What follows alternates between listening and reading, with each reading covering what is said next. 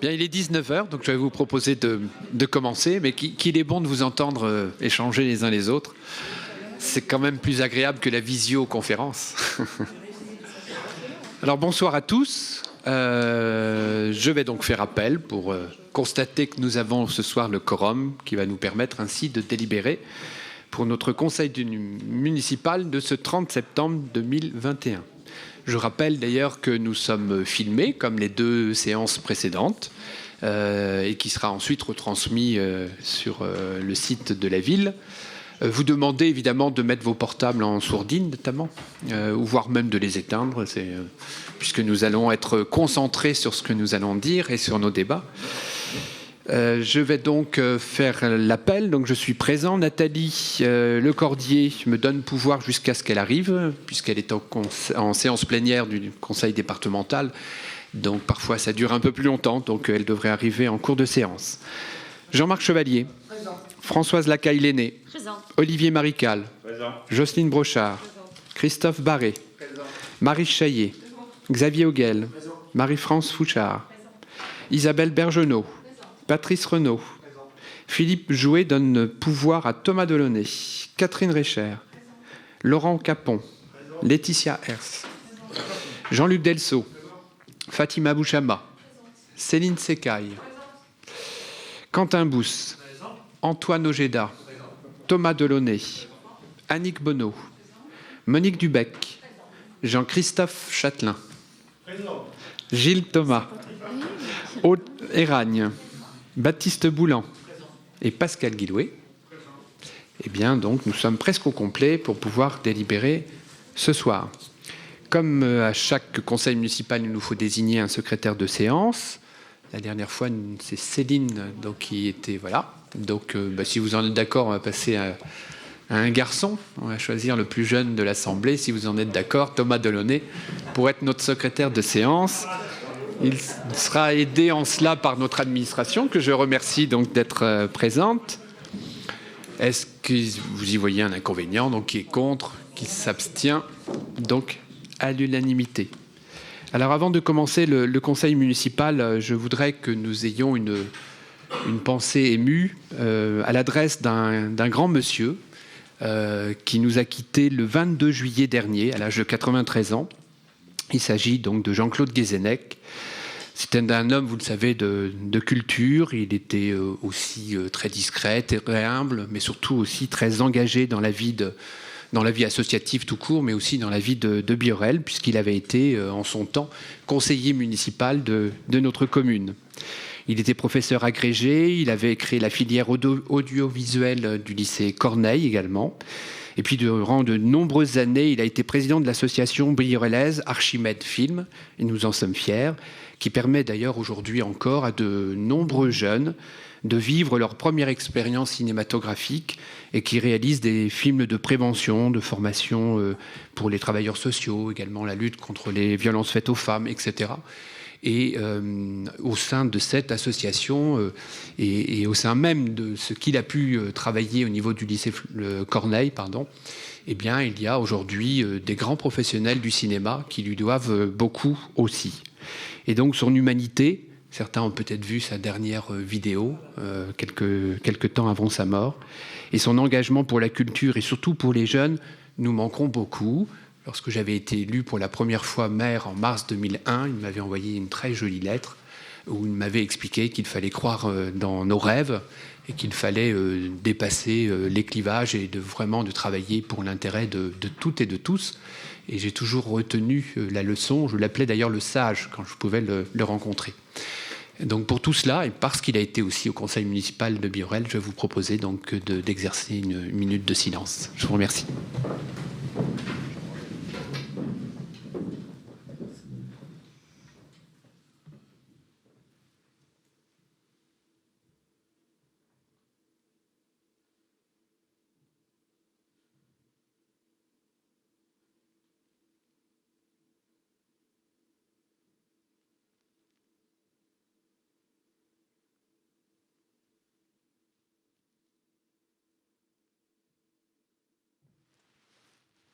Je vous remercie.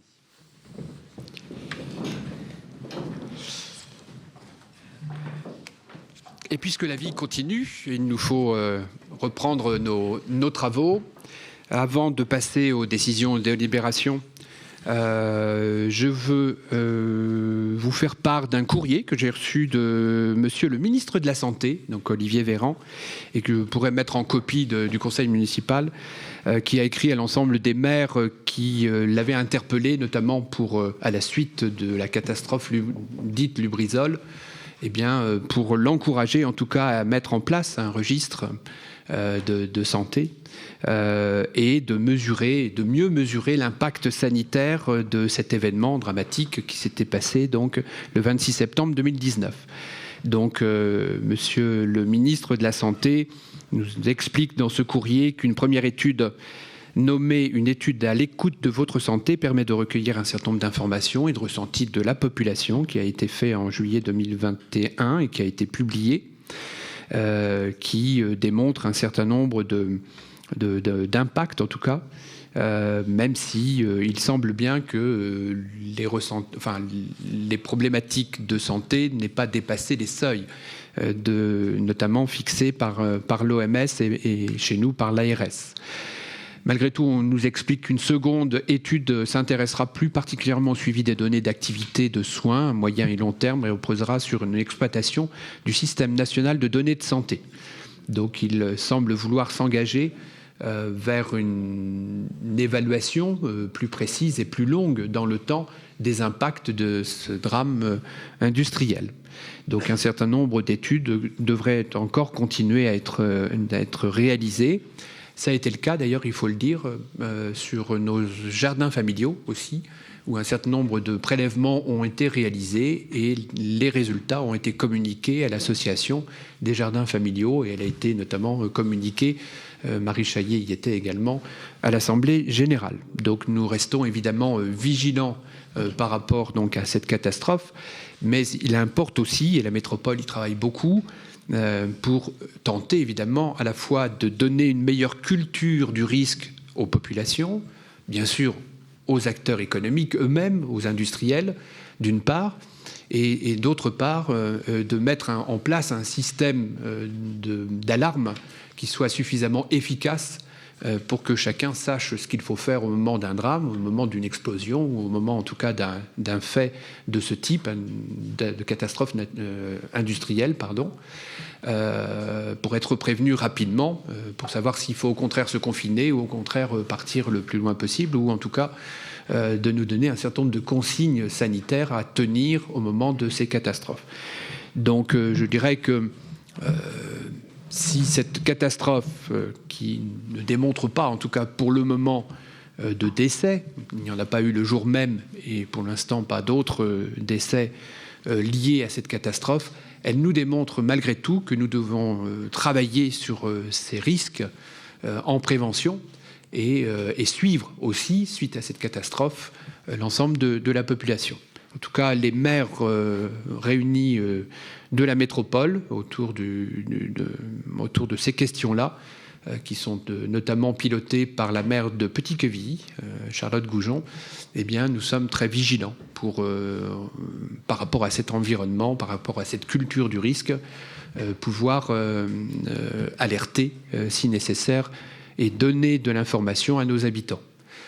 Je précise que nous sommes dans une région très industrielle et que nous souhaitons que l'industrie, qui est une richesse aussi de notre territoire, puisse continuer à perdurer, mais bien évidemment pas sous la forme de nuisances à la fois de pollution, de nuisances sonores, de nuisances de l'air, de la qualité de l'air, de la santé publique. Et donc il importe évidemment que ces industriels s'ouvrent aussi et soient coopératif, ce qui n'est pas toujours le cas, avec les autorités, d'abord l'État au premier chef, mais aussi l'ensemble des collectivités locales. Donc évidemment, nous resterons attentifs et au fur et à mesure, je vous donnerai les informations qui m'arriveront au fil de l'eau. Voilà sur cette information que je voulais vous donner. Il nous faut adopter le procès-verbal de la dernière réunion qui avait lieu le 1er juillet 2021. Est-ce que cela appelle de votre part des questions, des remarques sur cette rédaction, sur la forme en tout cas, pas sur le fond, pas particulièrement. Donc je mettre aux voix. Donc, qui est contre, qui s'abstient. Donc, merci à la secrétaire et puis à l'administration pour sa rédaction. Nous passons ensuite aux différentes décisions du maire prises dans le cadre de la délégation que vous avez bien voulu me donner. Est-ce que vous avez des questions ou des remarques sur ces différentes décisions? Oui, Monsieur Châtelain. Je ne sais pas si... Oui, c'est bon.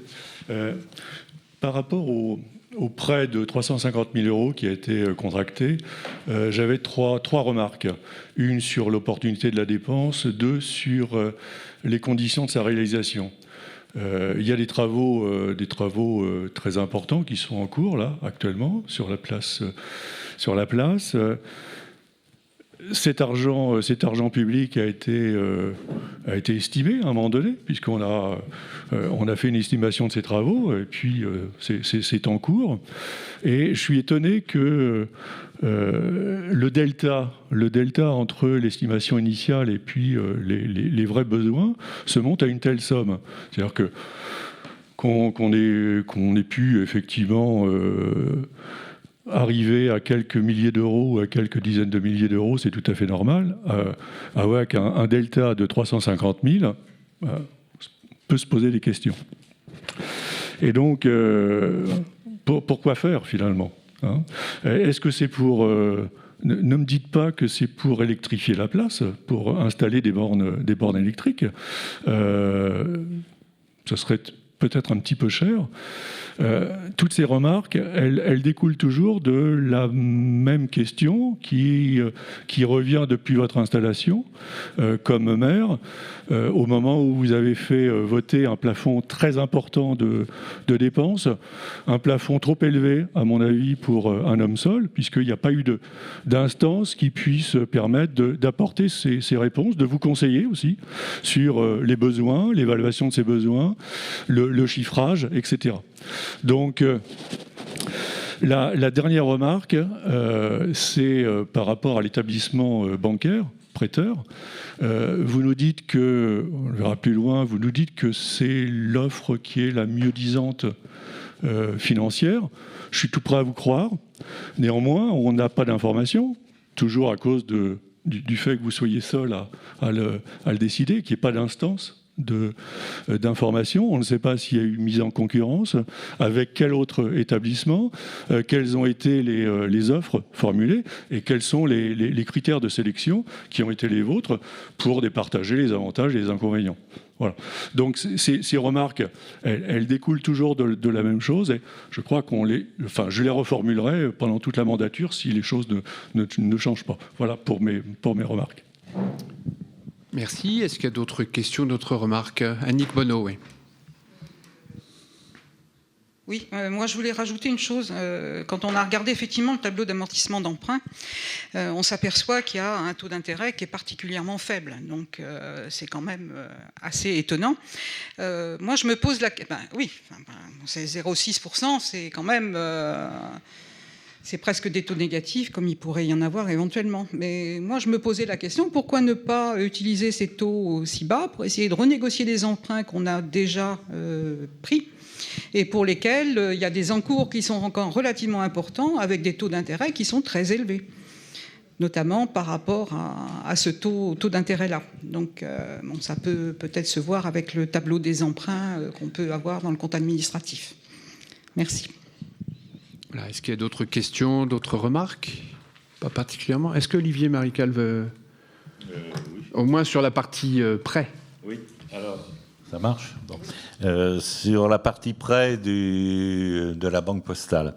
Alors c'est effectivement, comme l'a dit Madame Bonneau, un taux très faible. On a pris le taux le plus faible qui nous était proposé. Maintenant, sur l'utilité de ce prêt. Il faut être clair, la place va coûter à peu près 1 400 000 €. C'était prévu dès le départ. La métropole prend à sa charge 1 million. Donc il reste 400 000 à la charge de la commune. C'est fait pour tout ce qui est l'ameublement extérieur, enfin l'extérieur, disons urbain. Tout le mobilier urbain sera financé grâce à cet investissement. Voilà, c'était prévu depuis le départ que nous emprunterions. On ne savait pas exactement la somme en fonction, parce que on ne savait pas exactement la somme finale, mais c'était prévu dès le départ qu'il y aurait un emprunt pour financer tout le mobilier urbain de la place qui restait à la charge de Birel. Et les embellissements, vous avez l'éclairage de l'église, vous avez différents trucs de ce type-là qui arrivent dans cet emprunt. Voilà. Voilà, ce qui est important de préciser également, c'est que ces travaux sont sous l'égide de la métropole. Ce n'est pas la ville qui les réalise, l'ensemble des travaux. Donc on est bien dans la compétence métropolitaine en matière d'aménagement, de voirie, du domaine public. Il y a eu cette discussion, cette négociation, en fait, en amont avec la métropole, quand on nous a présenté l'ensemble de l'aménagement, pour dire maintenant qu'est-ce que la ville est prête à prendre à sa charge, qui ne sont pas dans la compétence de la métropole, pour parfaire, je dirais, l'embellissement de cet espace. Dedans, il y a certes le mobilier urbain, on vient de le dire, mais il y a surtout, et ce qui coûte excessivement cher, l'enfouissement également des réseaux. Il y avait un certain nombre de fils tout autour de la place. On a souhaité, c'était un choix politique, mais c'était à la ville de payer, pas à la métropole, de faire l'enfouissement des réseaux. Cet enfouissement des réseaux, il est compris dans les 350 000 €. Donc, vous avez une grosse partie, qui vient donc de l'enveloppe de la métropole, aux alentours d'1 million d'euros, et puis une partie qui reste donc à la charge de la ville, qui va donc payer la métropole, en fait, donc par une ligne budgétaire. Voilà. Alors, comment on pouvait le financer ? On pouvait certes le financer peut-être par autofinancement. Nous, on a fait le choix de le faire par emprunt, d'abord parce que le ratio d'endettement de la ville le permet. Aujourd'hui, nous sommes désendettés sur l'ensemble de la mandature précédente. Donc, vous regarderez les ratios d'endettement qui font qu'aujourd'hui, nous avons tout intérêt à emprunter pour ce type d'investissement. Et ensuite, on peut imaginer que la place, on ne sera pas prêt d'y retoucher. Donc, on peut amortir, je dirais, ces investissements, notamment d'enfouissement et d'embellissement de la place, pris en charge par la ville, sur la très longue durée. On peut amortir.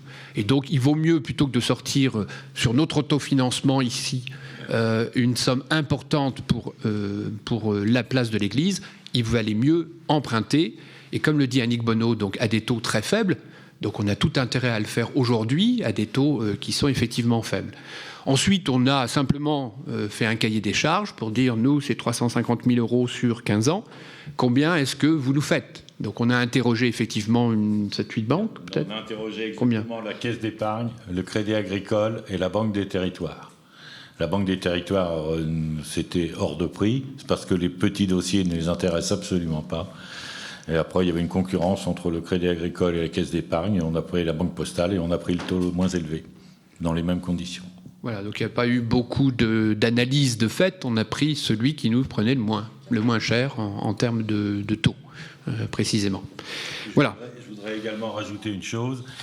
Pour l'emprunt, la qualité des matériaux, on a choisi une qualité supérieure à ce que nous proposait, ce que voulait faire la métropole au niveau du pavage. Tous les pavés, là, sont d'une qualité supérieure à ce que proposait la métropole.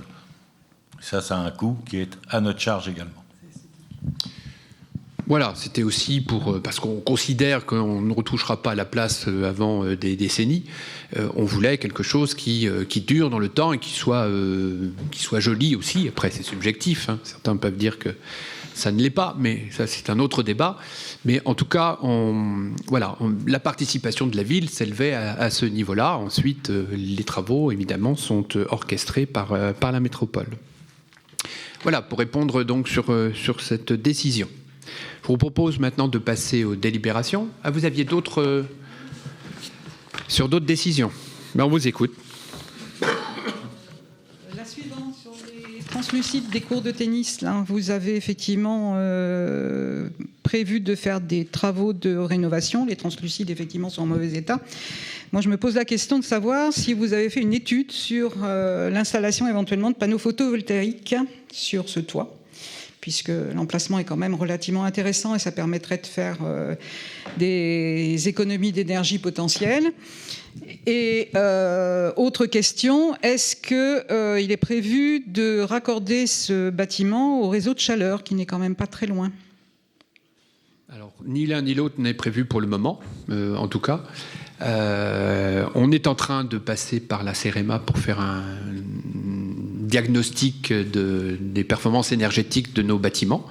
Donc à l'issue de ça, mais on verra effectivement comment on priorise, puisque là, évidemment, il va falloir étaler dans le temps la dépense d'investissement, puisqu'on ne pourra pas tout faire sur un même exercice, voire sur un même mandat d'ailleurs. Mais en tout cas, c'est bien la démarche dans laquelle on veut s'inscrire. Donc on ne l'a pas inscrit cette fois-ci, effectivement, dans cette démarche. Mais pourquoi pas, en tout cas, le faire sur d'autres. On va regarder l'état des toitures de gymnase aussi. Donc ça sera effectivement, là, sur des parcelles assez grandes, on aura peut-être l'occasion de le faire. Voilà, pour le moment. Il y a quand même des subventions particulièrement intéressantes, justement, pour l'installation de sources d'énergie renouvelables. Ouais, peut-être plus que pour la réparation en l'état des translucides. C'est pas peut-être plus, c'est même certain que c'est plus. Voilà. Donc c'est un peu un... On n'a pas fait de changement de toiture, on a simplement remplacé les translucides parce qu'il pleuvait à l'intérieur. Donc l'étude, on l'attend. Mais je vous rappelle qu'il y aura nécessairement quelque chose de fait, puisque d'ici 2030, on doit baisser de 40% nos dépenses d'énergie. Et ça, c'est la loi qui nous l'impose. Donc, ça sera fait sans aucun problème. Oui, donc voilà, ce ne sont pas des travaux, je dirais, structurants sur l'ensemble de la toiture. Et puis, on a tout intérêt à le faire. Olivier Marical dit c'est la loi, certes, la loi va nous le contraindre, mais on en aura d'autant plus intérêt à le faire que les factures énergétiques vont augmenter. Vous entendez tous en ce moment que le gaz, l'électricité vont augmenter. Donc, on a tout intérêt à orienter nos investissements vers justement l'amélioration de la performance énergétique de nos bâtiments, qui nous permettra ainsi, d'obtenir des subventions, vous avez raison Annick, et de pouvoir faire, en tout cas maintenir, je l'espère, les factures de fluide, de gaz, électricité et eau. Oui. Puis dernière petite chose, la délibération numéro 63, décision, pardon. Incroyable comestible, super, impeccable. On va voir justement une jeune association qui va peut-être redonner un petit peu de vie dans ce quartier. Apparemment, les habitants sont particulièrement contents. J'en profite pour demander si on peut avoir les comptes rendus des comités citoyens qui se sont déjà réunis pour savoir un petit peu comment ça se passe, est-ce qui se fonctionne et comment ils s'organisent. Merci. Merci. Donc effectivement, nous sommes satisfaits de voir, en plus c'est un jeune qui s'investit dans cette association, donc des jardins partagés. J'espère que ça va prendre et que ça va pouvoir effectivement recréer du lien aussi dans ce quartier. Donc ça, c'est quelque chose qui nous semble important à soutenir, donc d'où cette décision. Et puis Quentin Bousse peut peut-être prendre la parole pour nous dire comment fonctionne actuellement alors il est au début, je pense, de ces travaux. C'est bon ? Allô ? Oui. Vas-y, parle. Oui, le comité citoyen s'est réuni pour la première fois au mois de juillet pour sa première réunion. Nous en avons fait une deuxième au mois de septembre et la prochaine, normalement, est au mois de novembre. À savoir qu'ils vont se réunir après en sous-groupe par domaine d'activité. Et si vous le souhaitez, je peux vous envoyer les comptes rendus, Madame Bonneau. Merci. Ces questions donc de décision, oui. Baptiste Boulon. C'est par rapport à la décision sur l'occupation du domaine public et précisément les tarifs d'occupation du domaine public. Donc une première remarque sur la forme déjà, puisqu'effectivement nous étions étonnés lors du vote en 2020 de la délibération sur les délégations de compétences du conseil municipal au maire, du vote par uniquement le maire des tarifs. Donc une politique tarifaire sur une commune, c'est extrêmement important. Par exemple, fixer des tarifs sur la tarification scolaire, cantine, c'est de la politique. C'est déjà faire la politique, savoir exactement où est-ce qu'on met le curseur sur l'aide aux familles. Donc, dans cette décision-là, sur la forme, nous regrettons une décision signée uniquement de vous, monsieur le maire, alors que l'année dernière, c'était passé au conseil municipal et on avait pu en débattre. Et je me souviens aussi également, par rapport à nos remarques sur cette délibération sur les délégations, vous étiez engagé à ce que les tarifs, scolaires ou autres, puissent passer en commission. Est-ce que cette décision, ces tarifs, sont passés dans une quelconque commission? Est-ce que les conseillers municipaux ici ont pu échanger pour donner leur avis sur cette nouvelle politique tarifaire d'occupation du domaine public? Sur le fond, déjà, nous vous remercions d'avoir pris en compte nos remarques de l'année dernière. Sur la délibération de 2020, il y avait deux tarifs. Échafaudage Ben à 11,30 € et puis terrasse café bar 10 €. Cette année, au-delà de la forme, il y a beaucoup plus de détails, ce qui nous correspond un peu plus, puisqu'on s'était un petit peu ému que les promoteurs qui occasionnent beaucoup plus de gêne que les particuliers soient mis sur le même tarif.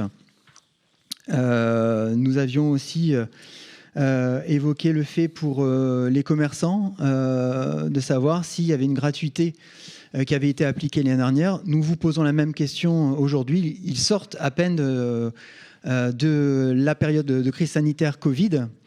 Alors, il y a un tarif, terrasse fermée, terrasse couverte. Donc, j'imagine que certains commerçants payent habituellement ou vont payer habituellement ce tarif. Est-ce qu'il y a une gratuité encore de prévue cette année? Sur les montants. Donc, alors, vous avez mis une gratuité pour les... Ça, je peux tourner page. Pour les particuliers dont la durée du chantier ne dépasse pas une semaine. On avait évoqué l'exemple d'un particulier qui fait un ravalement de façade. Donc une semaine, nous, ça nous paraît juste le temps que l'échafaudage soit monté en 2 jours, démontage en 2 jours. Voilà, le particulier devra mettre la main à la poche pour réaliser ses travaux, sachant que les travaux, c'est déjà un coût pour lui. Que ce soit un ravalement ou une réparation de toiture, etc. Donc cette semaine seule nous semble un peu limite pour exonérer les particuliers. Sur le montant des travaux un peu plus importants, on est monté de 11,30 € à 12 €, vous m'arrêtez, à 11,30 € à 12 € par emprise, 12 € par mètre carré par jour. Donc là également, ça nous semble vraiment une augmentation un peu trop juste par rapport aux 11,30 € de l'année dernière, par rapport à toutes les problématiques que peuvent poser un chantier de promotion immobilière. De la même façon, on a vu apparaître, puisque on s'était également interrogé lors du vote de la dernière délibération, qu'il y avait au moins 3 rues de fermées. Le village était complètement bloqué certains matins. C'était vraiment très perturbant pour tous les biorélais. Là aussi, le tarif de fermeture de rue, il est de 50 € par jour. C'est-à-dire qu'un promoteur, pour 5 000 €, il privatise une rue de Biorel. Ça nous semble, là, peut-être pas assez cher payé pour tout l'inconfort, et c'est un euphémisme, qui est créé pour les biorélais. Donc voilà, nos remarques sur la forme et le fond. Merci. Alors pour répondre à quelques points que vous avez cités, d'abord la politique tarifaire de la ville, quel que soit le domaine, elle est discutée effectivement par les élus. C'est pas le maire seul qui décide. Elle passe normalement dans les commissions, les unes et les autres, les commissions thématiques. Et nous n'avons pas d'ailleurs depuis 20 ans cessé d'avoir la même politique tarifaire, donc qui est liée à la fois souvent à la situation familiale, à la situation sociale des habitants. Nous avons à la fois une politique tarifaire sociale, à caractère social, et à caractère familial, donc sur notre territoire. Voilà, pour citer globalement sur notre politique tarifaire. Donc effectivement, ces tarifs sont discutés dans les commissions. Le deuxième point, c'est que cette décision prend compte aussi des remarques que vous avez pu faire l'année dernière. Donc, vous l'avez dit vous-même, même s'il s'agit d'une décision, en tout cas, des choses ont été ajustées de par votre intervention. Donc, c'est important aussi de le dire. Et puis enfin, le troisième point, sur la fermeture de rue, d'abord, elles sont extrêmement rares, et elles ont plutôt été réalisées de par les travaux de la place, qui a obligé forcément à faire un certain nombre de déviations. Mais en tout cas, je ne connais pas sur la durée de fermeture de rue qui ait été faite pour un projet immobilier sur la durée. Donc voilà, sur quelques jours peut-être, mais pas sur la durée précisément. Voilà, bon, sur ces différentes décisions.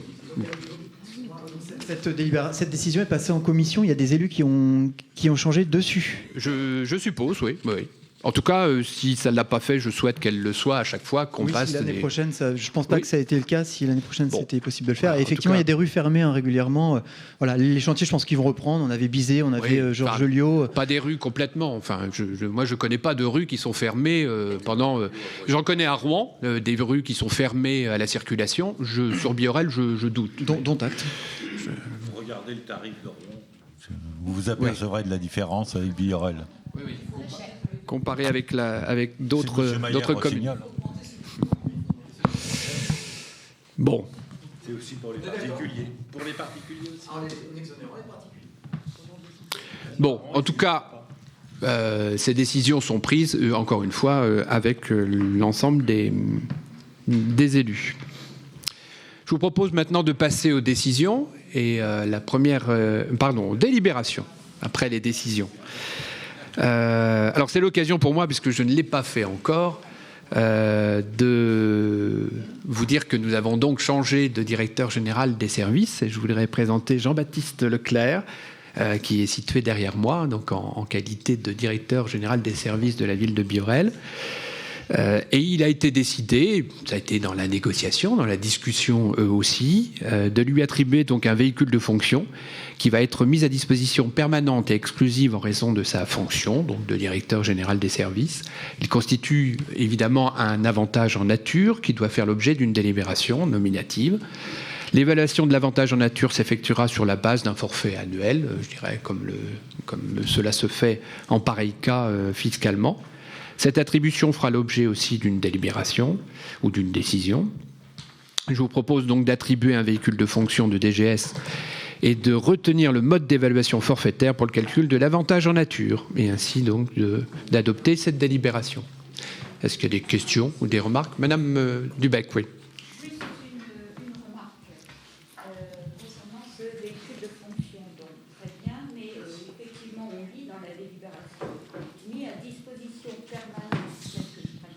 Mis à disposition permanente et exclusive du fonctionnaire, ainsi qu'à son usage privatif, et le périmètre de circulation n'étant pas limité.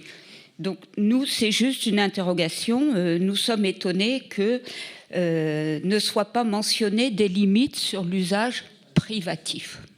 Voilà. Oui, c'est la différence entre un véhicule de service et un véhicule de fonction. Donc, en l'occurrence, là, le véhicule de fonction, il est mis à disposition permanente, sans effectivement restriction ou sans périmètre. Voilà. Mais vous verrez, vous rechercherez la différence entre le véhicule de service et la voiture de fonction. Merci, mais sauf que on n'est pas une entreprise, quoi. C'est juste ça que je voulais faire remarquer. Et donc ça, c'est sur évidemment le budget de la commune. Donc un véhicule de fonction, enfin jusqu'à présent, ça fonctionnait très bien en véhicule. Bon, voilà. Véhicule de fonction, pourquoi pas, mais il me semble qu'au niveau de l'usage privatif, pourrait y avoir quelques limites. Voilà. Bon, c'est ce que vous pensez.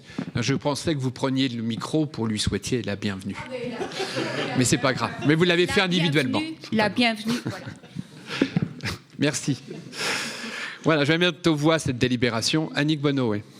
Pour la bienvenue, j'ai vu qu'effectivement lui était attribuée une Mégane. Petite question, c'est une hybride ou pas ? C'est une occasion. C'est une occasion. Voilà. Donc, elle aurait été neuve, elle aurait été sûrement hybride ou voire même électrique, pourquoi pas. Mais la prochaine, la suivante d'occasion, sera sûrement hybride, à mon avis.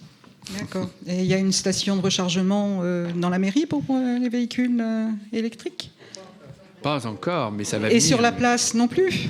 Alors, sur la place aussi, c'est dans le projet de la... Alors, Annick, il ne sera pas d'ailleurs sur la place. La borne de recharge ne sera pas sur la place, mais sur la place Saint-Louis, en fait. Pour des raisons techniques, je crois. Hein. Voilà. Bien. Donc, qui est contre cette délibération? Qui s'abstient? Donc, adopté à l'unanimité. La délibération suivante porte sur le tableau des effectifs. Donc, effectivement, il faut tenir compte, créer un nouveau poste d'attaché et un poste d'attaché principal en amont du recrutement de l'actuel directeur général des services. Donc, à l'issue de cette procédure, l'agent titulaire retenu détient le grade d'attaché territorial. Donc, je vous propose de supprimer le poste d'attaché principal devenu sans objet. En fait, c'est l'histoire des chaises et des bonhommes, vous savez. Hein. Donc, voilà, la chaise sur laquelle était François Lemay a disparu, donc on la supprime plutôt. C'est le bonhomme qui est parti. Et on met une nouvelle chaise pour le nouveau... voilà. Donc, suite au départ de François Lemay, je vous propose donc d'émettre un avis favorable pour supprimer un poste d'adjoint technique principal de première classe et de créer un poste d'agent de maîtrise aussi. Oui, Annick Bonneau.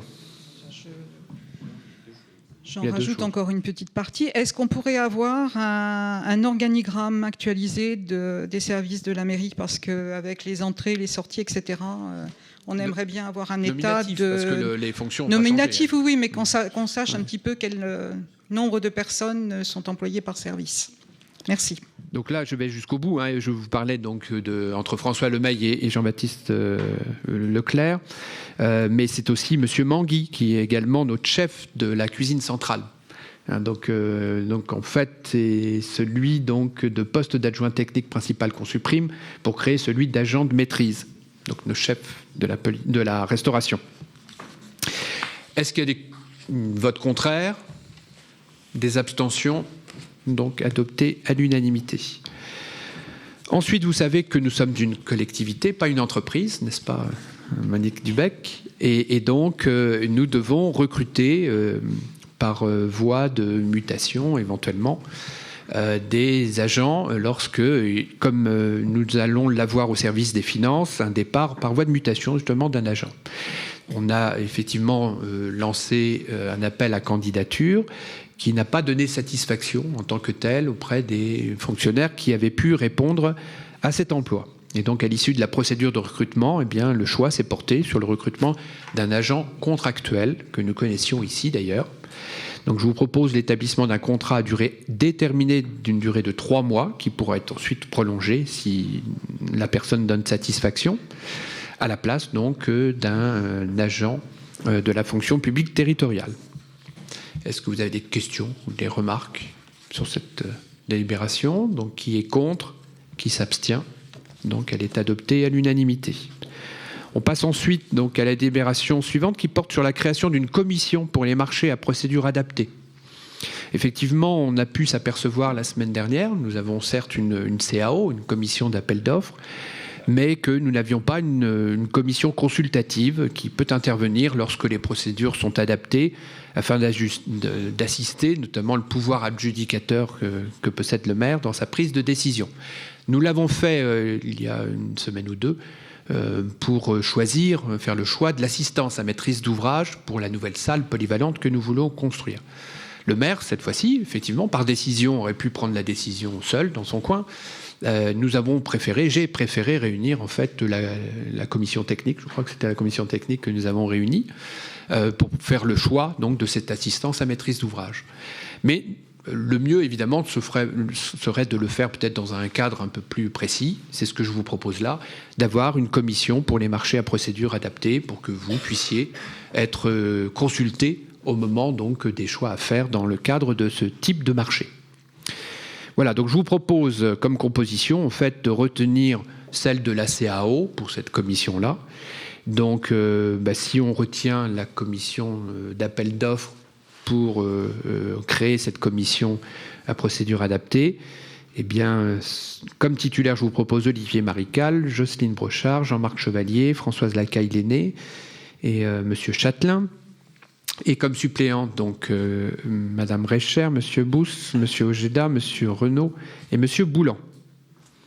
Voilà, est-ce que cela appelle de votre part des questions, des remarques sur cette création de commission? Pas particulièrement. Annick Bonneau, oui. Elle sera donc réunie uniquement à la disposition du maire. C'est le maire qui décidera. Oui. Il n'y a aucune obligation pour que cette commission soit réunie. C'est ça. Donc c'est une régularisation effectivement de ce qui s'est passé avec le comité technique, mais il n'y a pas de seuil à partir desquels il y a une obligation, ma part. Non, c'est beaucoup plus souple que la CAO qui, elle, évidemment, est déclenchée au moment des seuils. Enfin, les seuils de la CAO, on en avait parlé justement au moment de la réunion, ils sont quand même très hauts. Il y a 5,5 millions d'euros de travaux. C'est la raison pour laquelle on a c'est la aussi raison cette, pour laquelle. Oui, mais on aurait commission. peut-être pu mettre éventuellement un seuil pour la commission MAPA, au moins pour le montant des travaux. Oui. Après, la commission d'appel d'offres, on la réunit quand même assez peu. On n'a pas forcément besoin de mettre en place d'usine à gaz non plus. Donc voilà. En tout cas, c'est la proposition qui vous est faite ce soir. Donc qui est contre cette commission, qui s'abstient. Donc elle est adoptée à l'unanimité. Je vous propose maintenant de passer au côté finance, et c'est Olivier Marical qui est le rapporteur de cette délibération. Merci, monsieur le maire. Il s'agit d'une délibération concernant un groupement de commandes, matériel de restauration et d'électroménager professionnels et domestiques.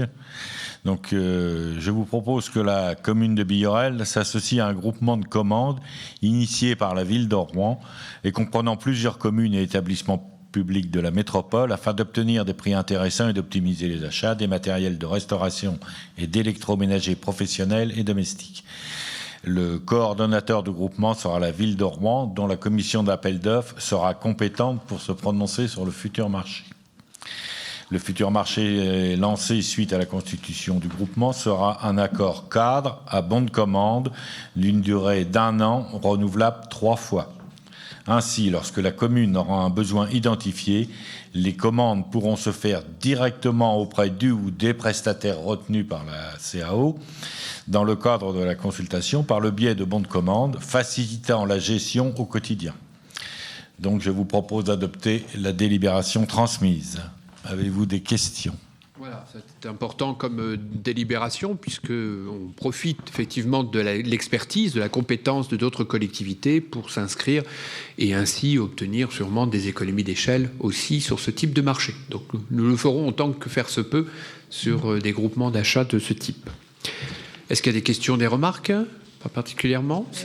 On a été un petit peu surpris dans la délibération qui a été faite de ne pas avoir de cahier des charges, mais je suppose qu'il n'est pas encore rédigé pour ces achats de matériel, et notamment d'avoir des contraintes au niveau de la qualité des produits, est-ce qu'ils sont basse consommation, est-ce qu'ils sont réparables, etc. Est-ce que vous participerez à l'élaboration de ce cahier des charges pour cet achat de matériel ? Alors, dans la délibération, Madame Bonneau, il est inscrit que le bon de commande est signé par la ville qui commande. C'est nous qui signerons les bons de commande. Nous, ils choisissent simplement les prestataires. Okay. Voilà, on est sur le choix des prestataires.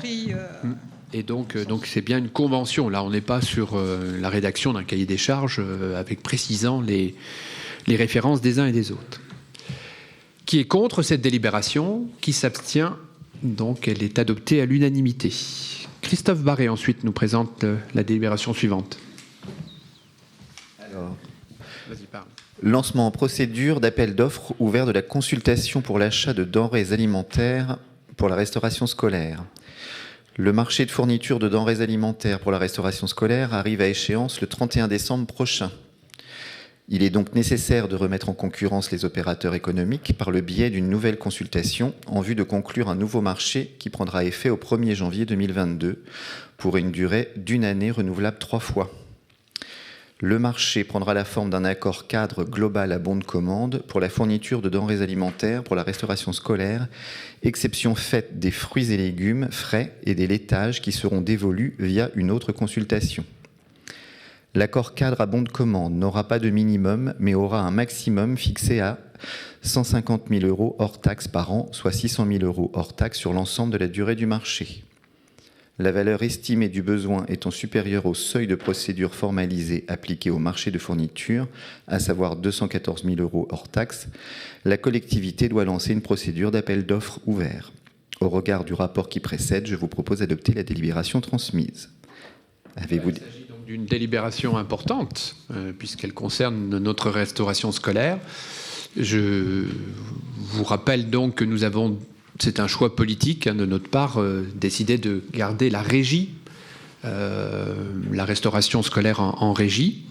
Mais pour autant, il nous faut effectivement lancer cette consultation pour l'achat des denrées alimentaires qui respecte aussi les nouvelles normes, la nouvelle loi, Egalim également, avec la volonté donc d'augmenter la part de bio, mais pas le bio qui vient de l'autre bout de la planète, mais surtout aussi de favoriser les producteurs locaux, donc les circuits courts, comme l'on dit, dans l'acte d'achat de nos denrées alimentaires. Voilà. Est-ce qu'il y a de votre part des questions, remarques ? Madame Dubec. Je pense, nous avions demandé le cahier des charges, mais en fait, nous avons eu la réponse comme quoi le cahier des charges n'était pas encore fait, et que là, c'était juste pour lancer la procédure.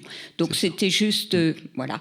Et donc, par contre, on en reparlera plus tard, et pour le respect, effectivement, de tout ce qui est un pourcentage de produits durables et de qualité, etc., etc. Mais on en reparlera à ce moment-là.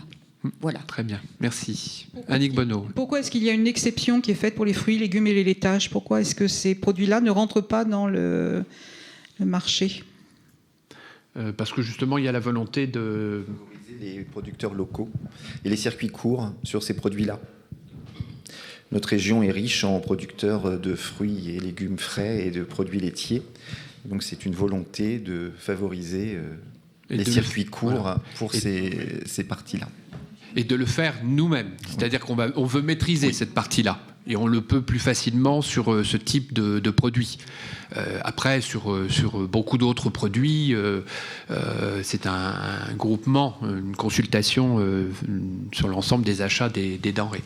Nous n'avons pas d'acheteur, en fait, à la ville. Donc, ce n'est pas un acheteur qui achète l'ensemble des produits. Donc, pour une grande partie des produits, on veut passer par un prestataire. Mais pour ces produits-là fléchés, on veut maîtriser directement pour pouvoir, justement, avoir accès aux producteurs locaux directement. Voilà. Oui, Monsieur Boulan. J'attire fortement, effectivement, l'attention du conseil municipal sur, effectivement, la traçabilité de la filière locale. Donc, aller voir les producteurs, les connaître, aller voir comment ils produisent, puisque je rappelle quand même qu'en Normandie et en France, on est le plus gros consommateur de glyphosate. Donc, il y a une vigilance à avoir à ce niveau-là. Le local... oui, mais local et bio, ou un peu plus respectueux de l'environnement. Je trouve que c'est extrêmement important. Et on le maîtrisera mieux si, effectivement, on peut avoir accès directement à ces producteurs, que si on passe par un groupement ou par un prestataire qui, lui, n'aura pas toujours fléché correctement les choses. Voilà. Est-ce qu'il y a d'autres questions, remarques ? Pas particulièrement. Donc, je mets aux voix. Qui est contre ? Qui s'abstient ? Donc adopté à l'unanimité. On passe ensuite à plutôt une mauvaise nouvelle, puisqu'il s'agit là du marché des assurances. Vous savez que nous avons un certain nombre de lots qui concernent l'ensemble des assurances, et notamment sur celui qui concerne plus particulièrement les assurances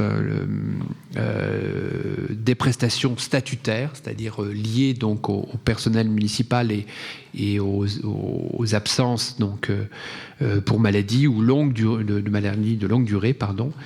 Eh bien, nous avons reçu de l'assureur donc un avenant au lot numéro 5, donc sur ce marché public d'assurance. Cette modification, elle est nécessaire suite au réajustement des cotisations par la collectivité en raison donc de cette augmentation de la sinistralité. Vous savez que les assureurs mesurent la sinistralité et adaptent ensuite leurs cotisations. Donc d'un point de vue financier, en tout cas, cet avenant entraîne une augmentation du taux de cotisation qui passe ainsi de 4,59% à 5,98%. Je précise que c'est après négociation, puisqu'il nous proposait, je crois, pas loin de 7% d'augmentation de la cotisation. Donc c'est évidemment quelque chose qui va peser sur nos finances. Voilà, est-ce qu'il y a des questions, remarques ?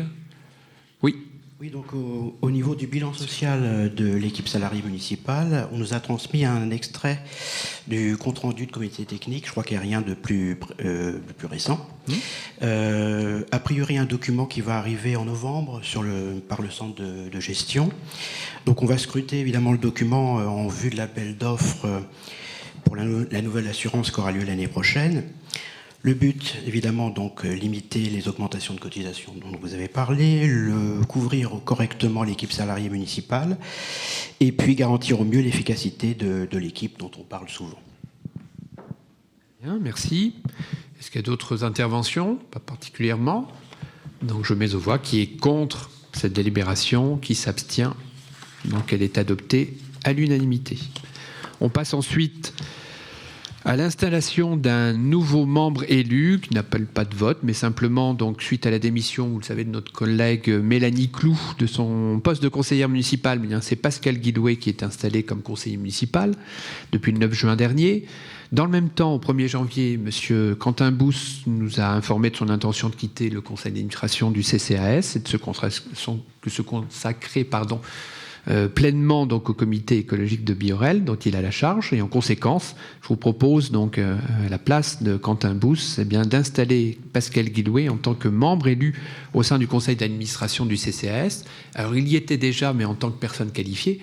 Donc il nous faut du coup, c'est les chaises musicales, rechercher quelqu'un. Et nous sommes avec Françoise Lacaille et Isabelle Bergenot en train de chercher quelqu'un qui a une belle sensibilité dans le domaine social pour intégrer donc le conseil d'administration du CCAS. Voilà, donc les chaises musicales. Donc je crois que ça n'appelle pas de vote. Si, il faut voter? Bon, je croyais que c'était une prise d'acte. Donc qui est contre ces chaises musicales? Qui s'abstient? Donc adopté à l'unanimité. Merci. Alors, on passe aux finances avec des décisions modificatives de notre budget et je cède à nouveau la parole à Olivier Marical. Oui, alors c'est la décision modificative numéro 3, la troisième de l'année. Le budget primitif a été adopté lors de la séance du conseil municipal du 4 mars 2021. Il peut être modifié tout au long de l'exercice budgétaire afin de prendre en compte les crédits supplémentaires ou les recettes à inscrire. Donc, je ne vais pas reprendre en détail toute la liste là. Je vais essayer de vous faire un compte-rendu assez rapide, puisque vous avez toutes les explications derrière, en plus, pour vous informer. Donc, au niveau du fonctionnement, dans les recettes, on a des ajustements de recettes, tout à fait normaux dans la mesure où c'est de l'assurance, de la CPAM, etc. Les impôts et taxes, alors là, on a une grosse baisse, mais ça, vous souvenez-vous que l'on avait voté au mois de juillet la modification de la TOM, la taxe d'enlèvement sur les ordures ménagères, qui passe à la métropole complètement maintenant. Donc, effectivement, en recettes, ça nous fait moins 301 000 €, mais ça sera compensé, évidemment, après dans les dépenses. On en aura moins aussi. Et les dotations, c'est uniquement sur un ajustement de FCTVA, puisque quand on reçoit les chiffres définitifs, on peut s'ajuster par rapport à nos prévisions budgétaires.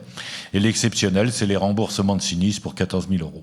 Au niveau dépenses, on a rajouté en charge à caractère général, c'est-à-dire toutes les charges de la commune classique, on a rajouté 42 000 €. Il y a la climatisation du bâtiment Corneille pour 12 000. Il y a le désherbage cimetière qu'on a fait en plus, le portail Leclerc qu'on rajoute et la réparation de matériel qui n'était pas prévue. Les charges de personnel, on rajoute 51 000 €. Ça, c'est dû à l'absentéisme, principalement lié d'ailleurs au Covid, puisqu'on regarde bien, si la crèche, mettons 19 000 €, c'est le Covid avec les enfants à charge. Des personnes qui travaillent à la crèche. Également, les 2 personnes qui étaient cet été à l'îlot 205, il y en a pour 11 000 €. Après, c'est des dépenses. Après, c'est des dépenses de charges patronales qui y viennent évidemment en plus. Les impôts et taxes, là, autant ça diminue aussi de 314 000, toujours l'influence de la TOM du FPIC. Et les subventions. Alors, on rajoute 9 000 € en dépenses de subvention. On donne 5 000 € en plus pour le CCAS qui a des besoins qui augmente.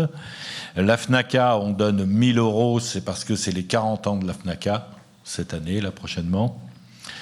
Et la Société des courses, 3 000 €, c'est au niveau de la subvention Covid pour toutes les associations et sociétés. Il faut savoir que la Société des courses est en déficit depuis 3 ans, que l'année dernière, évidemment, ils ont dû faire des courses, si vous avez pu vous en apercevoir, mais qu'il n'y avait absolument aucune entrée, donc aucune recette, ni de PMU, ni de billetterie. Donc, ils ont une obligation, je crois que c'est alors ne me demandez pas trop, je crois que c'est au niveau national de filmer pour que ça puisse être parié sur le plan national. C'est obligatoire. Donc, il y en a pour 3 000 €. Donc, on leur a dit que dans le cadre de la commission Covid, nous financerions cet investissement. Et après, on a diminué de 44 000 les dépenses imprévues pour ajuster la balance. Au niveau de l'investissement maintenant, en recettes, on a 21 000 de plus, c'est l'ajustement FCTVA. On a reçu les chiffres définitifs comme pour le fonctionnement. Pour les dépenses, alors là, on rajoute 53 000 pour faire, parce que là, c'est une subvention exceptionnelle au niveau du Covid. Bon, ils n'ont pas eu de chance, faire, puisqu'en plus du Covid, où ils n'ont pas eu de recettes, ils ont eu en plus un incendie qui est venu perturber la reprise. Donc ils ont beaucoup de gêne à l'heure actuelle. Ils n'ont pas eu de déficit, mais ils ont beaucoup de gêne. C'est pour investir. Ils n'ont pas rien dégagé. Ils ne peuvent plus investir. Et ils ont des tables à repasser qui sont vieilles d'à peu près 10 ans et qui sont devenues totalement obsolètes. Donc on remplace, on va leur financer les 8 tables à repasser pour ça. Par exemple, maintenant, on a rajouté aussi des sommes pour l'hôtel de ville et la restauration. L'hôtel de ville, c'est pour l'accueil au rez-de-chaussée. Et la restauration, c'est pour le bureau au premier étage. Alors, c'est des problèmes d'amiante et de maîtrise d'ouvrage. On a diminué, par contre, les maîtrises d'œuvre, puisque là, on avait trop provisionné par rapport à ce que l'on va payer réellement. On diminue de 27 000. Bon, la clim faire, on avait prévu 50 000 dans le budget, là on les supprime, mais on leur donne 53 000 en subvention. Le sol des aires de jeu, alors on diminue de 60 000 parce qu'on ne peut pas réaliser ce qui se fait au Saintonge et ailleurs. Par exemple, on en a fait, si vous passez devant, dans le parc de l'Argilière. Donc on va finir l'Argilière et l'année prochaine, on fera certainement ceux du Saintonge. Le portail Corneille, on en enlève 12 000 €. Et donc, pour ajuster la balance, on diminue les imprévus d'investissement de 21 000 €. Voilà, en gros, pour la 3e DM. Avez-vous des questions ? Les explications vous suffisent-elles ? Voilà, en tout cas, c'est vrai qu'on tient compte au fur et à mesure de l'impact de la crise sanitaire, mais bien évidemment, la demande des associations, c'est à elles de justifier les demandes qu'elles peuvent faire au fur et à mesure. Et donc, au fur et à mesure, cela apparaît dans les décisions modificatives pour certaines d'entre elles. Je vais donc mettre aux voix cette délibération. Donc, qui est contre ? Qui s'abstient ? Donc, 6 abstentions. Donc, cette délibération est adoptée. Merci beaucoup.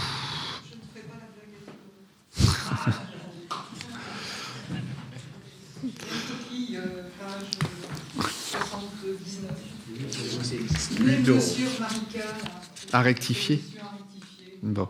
C'est 411 968 et non pas 411 968. Merci toujours de votre œil averti, Annick. Alors on continue cette fois-ci, on modifie les durées d'amortissement. Donc, quelques mots là-dessus, Olivier. Bon, alors, faut modifier un petit peu les durées d'amortissement. En principe, les autres, tout ce qui est corporel et incorporel, ça ne bouge pas. On modifie simplement au niveau des subventions d'investissement.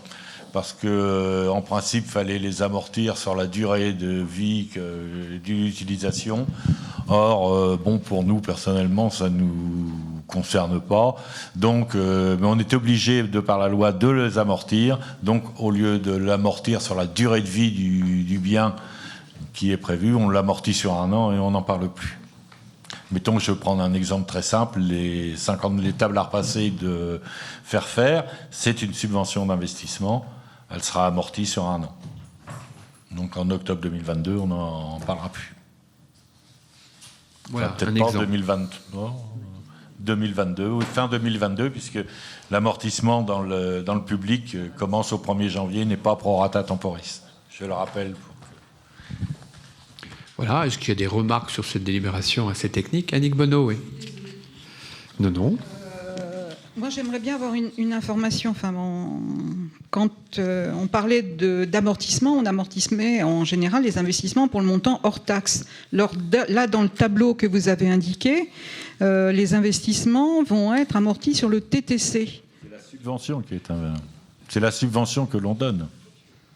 Alors tout dépend si l'entreprise, mettons si vous prenez la société des courses, la subvention sera sur du hors taxe puisqu'il récupère la TVA.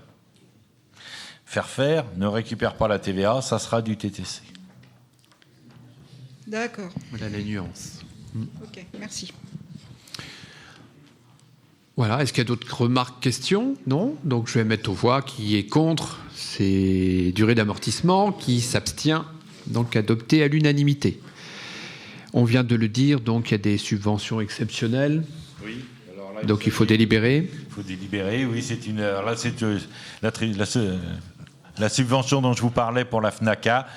C'est pour les 40 ans de la FNACA. Donc on leur a accordé une subvention de 1 000 €. Donc avez-vous des questions sur cette subvention? Non, donc qui est contre? Pardon, Monsieur Châtelain.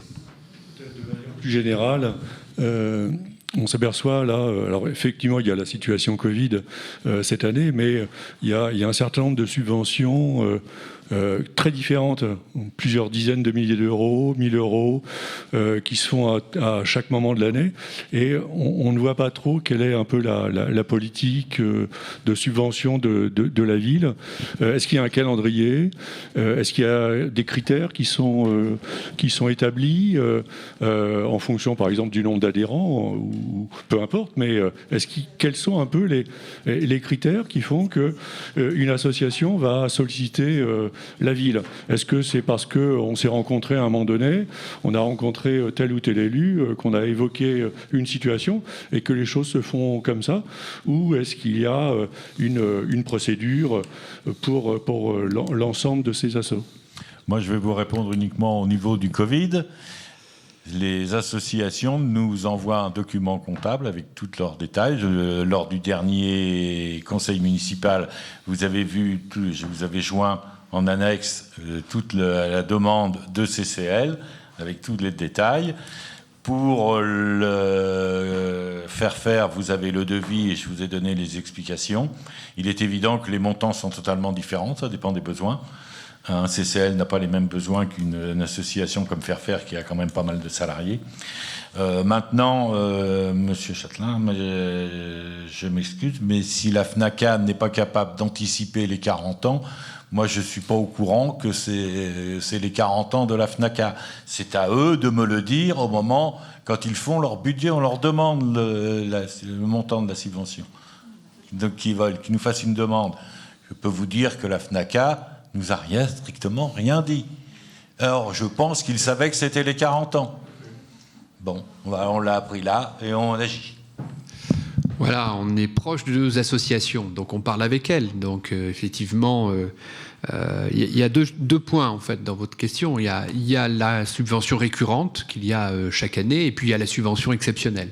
La subvention exceptionnelle, par définition, elle est exceptionnelle et elle s'appuie sur un événement particulier de l'association. Ça peut être un championnat national, par exemple, si on est dans le domaine du sport, mais ça peut être un anniversaire, enfin je me tourne vers Marie Chaillet, sur les 30 ans, 40 ans ou 50 ans de l'association, eh bien, on fait un petit geste pour les aider. La communication, en fait, elle existe entre les associations. D'abord, il y a les adjoints au maire en charge des associations qui communiquent avec directement les responsables. On leur communique effectivement un calendrier de retour des demandes de subventions avec un certain nombre de critères. Donc ça, c'est le premier point. Le deuxième, c'est qu'on leur demande en même temps leur compte, en fait, leur bilan, leur compte de résultats, etc., pour évidemment pouvoir aussi regarder tout cela. Le deuxième point aussi, ensuite, c'est que tout cela est discuté en commission. Les commissions, au moment de l'élaboration du budget primitif de la commune, eh bien, reçoivent et discutent des subventions des associations. Donc ça, c'est un point également important. Et puis enfin, il y a aussi une discussion et un contrôle, je dirais, a posteriori, au moment des assemblées générales des associations, puisque nous y sommes conviés et que nous sommes présents auprès de nos associations. Et c'est là qu'on peut voir effectivement la situation financière, budgétaire et d'animation des associations. Donc tout cela est bien rodé. En fait, les associations savent à quel moment elles doivent renvoyer leur dossier de demande de subvention. Tout cela est discuté ensuite en commission, puis remonté ensuite pour éventuel arbitrage au niveau du conseil de municipalité, puis ensuite délibéré ici en conseil municipal. Donc tout cela existe et mis en place. Alors, pas forcément avec des critères prédéfinis précisément. Je pense, c'est le parti pris que nous avons décidé. Nous connaissons bien nos associations, nous sommes en capacité de connaître leurs besoins, de connaître leurs projets aussi, leurs perspectives, qui nous permettent aussi d'ajuster justement les subventions à leurs besoins et pas simplement utiliser une grille tarifaire qui est nécessaire dans d'autres collectivités. Quand on est au niveau de la région ou du département, c'est difficile de donner des subventions s'il n'y a pas une grille qui va précisément fixer un certain nombre de critères. Nous n'avons pas ce type de grille parce que nous avons la prétention de dire que nous connaissons bien nos associations. Elles sont relativement peu nombreuses au total à demander des subventions. Et ensuite, il y a une négociation qui s'instaure entre le président de l'association et les élus, pour savoir à quel niveau on peut ajuster éventuellement la subvention. Après, dans la plupart des cas, eh bien, on augmente ou on diminue, rarement on diminue, mais où on augmente la subvention de quelques pourcents pour les uns ou pour les autres dans la même proportion. C'est souvent comme ça que les choses se font, mais on préfère travailler au projet, c'est-à-dire qu'une association qui a un projet spécifique une année particulière, alors effectivement, elle va monter le dossier et on va l'étudier de cette manière-là. Voilà, pour vous parler de la manière donc de fixer nos subventions. Pour revenir à celle de la FNACA, donc qui est contre cette subvention, qui s'abstient, donc nous l'adoptons à l'unanimité. Une autre subvention exceptionnelle, elle porte donc sur la Société des courses. Olivier Mariquel nous en a dit quelques mots, mais si tu veux en rajouter. Tu ne l'as pas ? Si. C'est la numéro 12. Sinon, je la fais. Non, c'est la Société des courses. Je vous les ai expliqué exactement pourquoi. Donc voilà. Et vous apercevez que c'est bien pris hors taxe. Voilà, je pense que vous avez eu les annexes, je pense, de cette délibération. Voilà. Oui. Donc vous avez toutes les informations pour prendre une décision. Donc qui est contre, qui s'abstient, donc adopté à l'unanimité. Je reprends la main pour vous parler donc un peu économie. En fait, comme les années précédentes, vous le savez, le magasin Distri Center a sollicité une dérogation à la règle du repos dominical pour 10 dimanches dans l'année, en fin d'année, pour les fêtes de Noël notamment. Cet avis est requis pour ce type de dérogation et vous avez reçu notamment le projet d'arrêté municipal une fois que nous aurons émis un avis et que je vous propose favorable. Est-ce qu'il y a des questions ou des remarques ? Non. Donc, qui est contre cette délibération ? Qui s'abstient ? 5 à 6 abstentions. Donc, cette délibération est adoptée. Françoise Lacaille, ensuite, prend la parole pour le FSL, Fonds de solidarité logement. Le Fonds mutualiste de solidarité départementale pour le logement et l'hébergement des personnes défavorisées permet d'aider tous les habitants du département pour accéder ou se maintenir dans un logement décent. Le montant de la contribution est fixé sur un taux inchangé à 0,76 € par habitant. Ainsi, les dossiers présentés par les assistantes sociales du secteur et la ville sur le dispositif FSL, indiqués sur la durée de la précédente convention, 25 dossiers pour l'accession au logement, premier mois de loyer, dépôt de garantie, 36 dossiers pour le maintien au logement, impayé de loyer, caution eau, chauffage, électricité, gaz. 11 dossiers pour l'accompagnement social lié au logement ASLL. Compte tenu de l'utilité sociale du FSL, je vous propose de renouveler en 2021 le dispositif reconductible 2 fois, 2022, 2023, dont la participation reste à 0,76 € par habitant, soit un montant total de 6 458,48 €. Au regard du rapport qui précède, je vous propose d'adopter la délibération transmise.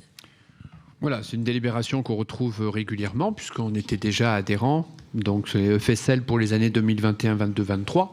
Est-ce que cela appelle de votre part des remarques ou des questions? Non. Donc qui est contre? Qui s'abstient? Donc adopté à l'unanimité. Merci. Olivier Marical reprend la parole pour l'association Faire Faire. Oui, toujours voilà, dans le cadre du versement de la subvention d'investissement. La somme étant supérieure à 23 000 €, il faut faire une convention avec l'association Faire Faire. Donc c'est ce qu'on vous propose là. Vous avez le texte qui a été joint avec. Donc voilà. Avez-vous des questions sur cette convention? Alors c'est une convention sur 1 an puisqu'elle sera amortie sur 1 an. Voilà. S'il n'y a pas d'autres questions, je crois que les informations ont été données. Donc qui est contre? Qui s'abstient? Donc elle est adoptée à l'unanimité. Merci pour cette association. Christophe Barré, maintenant, on prend la parole. Pour le renouvellement de l'organisation du temps scolaire pour la rentrée de septembre 2021 pour les écoles élémentaires de la ville et maternelle, pardon. Depuis 2017, l'Éducation nationale, sur proposition conjointe de la commune et des conseils d'école, a autorisé par dérogation la répartition des enseignements sur 8 demi-journées et 4 jours. Par courrier, en date du 19 mai 2021, l'Académie de Normandie a informé les communes ayant obtenu une dérogation pour l'organisation des temps scolaires sur 4 jours qu'elles devaient la renouveler et constituer un nouveau dossier avant le 30 novembre 2021. Au regard du rapport qui précède de l'avis positif des conseils d'école, je vous propose d'adopter la délibération transmise. Bien, c'est un long feuilleton, mais bon, voilà, on nous demande de délibérer à nouveau sur cette question-là. Donc, est-ce que cela appelle de votre part des remarques, des questions? Donc, c'est en fait le statu quo qui nous est proposé. Donc, je vais mettre aux voix qui est contre cette délibération, qui s'abstient. Donc, elle est adoptée à l'unanimité. Merci. Ensuite, vous avez... là, cette fois-ci, c'est une prise d'acte. Hein, je pense qu'il n'y a pas de délibération... Si, il faut voter aussi. Bon, alors, il faut voter. Donc, vous savez, pour la ville de Biorel, eh bien, c'est une SPL, une société publique locale qui s'appelle Rouen Normandie Stationnement, qui assure une mission à la fois d'exploitation, de gestion et d'aménagement et d'organisation de la fourrière. Et donc, les organes délibérants, comme notre commune, se prononcent sur un rapport écrit qui lui est soumis une fois par an par les représentants du conseil d'administration. Donc, vous avez normalement reçu dans la note de synthèse ce rapport et il vous est demandé de réagir et de le voter. Est-ce que vous avez des questions ou des remarques sur ce rapport? Pas particulièrement. Donc, qui est contre? Qui s'abstient? Donc, elle est adoptée à l'unanimité. Je donne à nouveau la parole à Olivier Marical pour une convention de mise en place d'un accueil de proximité. Oui, merci Monsieur le maire. Il s'agit d'un accueil de proximité. C'est quelqu'un de la DRFIP qui viendra... Direction régionale des finances publiques. Qui viendra tous les lundis ici à la mairie et qui tiendra une permanence. Alors cela fait suite à la fermeture à partir du 1er septembre de la trésorerie de Biorel. Je vous le rappelle, la trésorerie de Biorel a fermé et maintenant notre centre de trésorerie se situe à Maromme.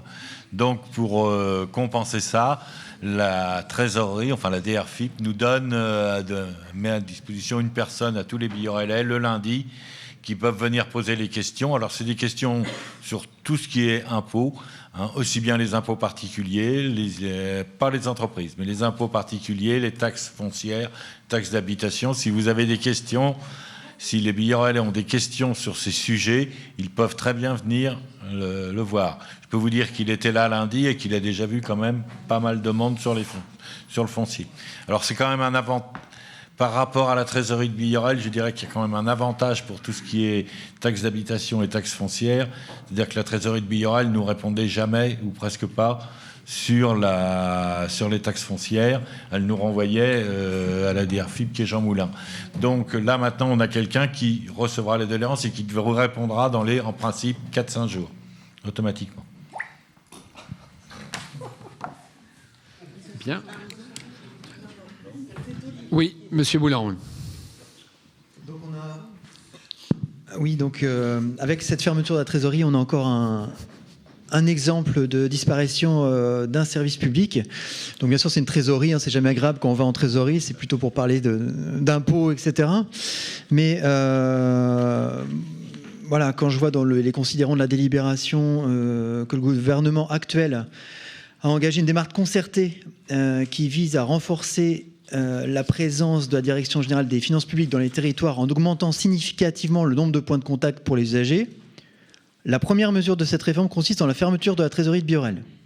Bon, ça peut interroger. Donc c'est une démarche concertée. Je voulais savoir si, voilà, dans quelle mesure avait eu lieu cette concertation. J'ai pas l'impression que les Billorelais étaient associés dans une démarche de démocratie participative, hein, avoir un peu leur opinion, savoir ce qu'il en était, leur avis tout simplement pour cette fermeture, peut-être une mobilisation éventuelle et effectivement la fixation du jour du lundi. Alors le lundi c'est pratique, notamment effectivement pour les commerçants et d'autres professions, mais voilà, le lundi de 9h à 12h et de 14h à 16h, ça nous semble light. Donc voilà, c'était sur cette concertation avec les Billorelais. On aimerait savoir si ça a été mis en place et sous quelle forme. Donc après, nous, ce qu'on souhaiterait, c'est qu'effectivement, si elle n'a pas été mise en place pour les autres services publics qui sont menacés, je pense à la poste du village, on puisse être associés. On voit qu'il y a un phénomène en France avec les mairies qui prennent de plus en plus de missions de service public. Nous avons déjà beaucoup de missions à assurer, donc c'est des choses qui se rajoutent. Voilà, la mairie, vous l'avez bien vu dans le cadre de vos travaux, n'est pas extensible. À chacun ses compétences. Donc on attire des personnes dans des permanences qui sont de la DGFiP, en espérant que demain elles seront encore de la DGFiP et ne seront pas des personnels communaux. Donc là aussi, un point de vigilance à ce niveau-là.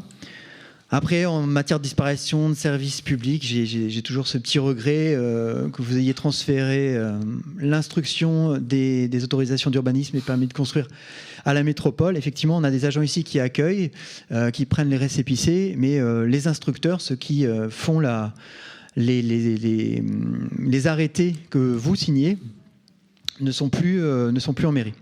Voilà, donc je voulais savoir si vous pouviez m'apporter les réponses à ces 3 questions. Merci. Merci. Alors, il faut quand même répondre que ça n'est pas la disparition d'un service public. Faut pas, c'est la fermeture d'un bâtiment.